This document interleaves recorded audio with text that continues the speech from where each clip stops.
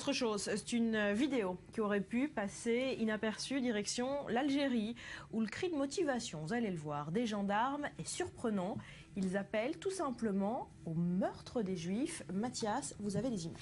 Oui, alors c'est un exercice de marche ordonnée, tout simplement, de la gendarmerie nationale algérienne. Et les gendarmes algériens utilisent tout simplement les Juifs comme moyen de se motiver, scandent, vous l'avez dit, des appels au meurtre, plus que des mots. Barbara, je vous propose tout simplement d'écouter un extrait.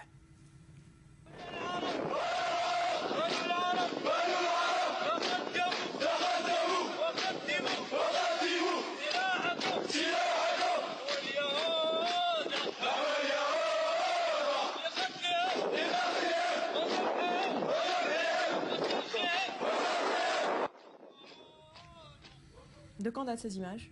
Du 1er novembre 2015. Et non, hors antenne, Julien me demandait s'il s'agissait d'une blague. Non, ce n'est pas une blague, c'est très sérieux.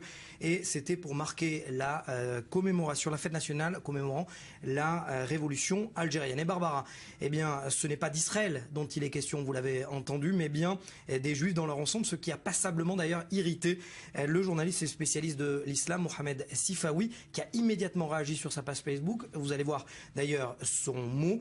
Il réagit et il dit « J'ai honte pour ce pays qui fut jadis le mien et qui a vendu son âme et ses valeurs. J'ai honte pour ce pays méditerranéen, intolérant, corrompu et antisémite alors qu'il a payé un lourd tribut durant les années 90 face à l'hydre islamo-terroriste. » On pense notamment au FIS et au GIA.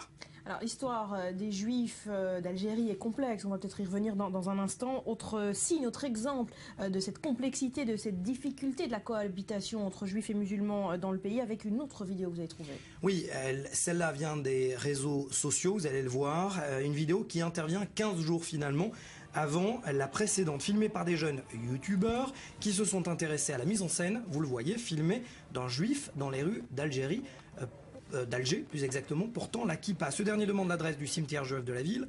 Les jeunes adultes, vous l'avez vu, lui demandent de quitter les lieux. Les plus âgés l'ignorent et puis les plus jeunes, pire, le chassent en lui jetant des pierres. Un rappel d'histoire, vous l'avez dit, de la complexité entre juifs et arabes d'Algérie. Les juifs d'Algérie ont reçu la nationalité française après le décret Crémieux voté en 1870. Un sentiment de trahison est alors vécu par la communauté arabe. Des juifs ciblés, surtout chassés au cours de la guerre d'Algérie. Et cette question, sentiment nationaliste ou alors pur antisémitisme, la question reste toujours posée. Merci Mathias.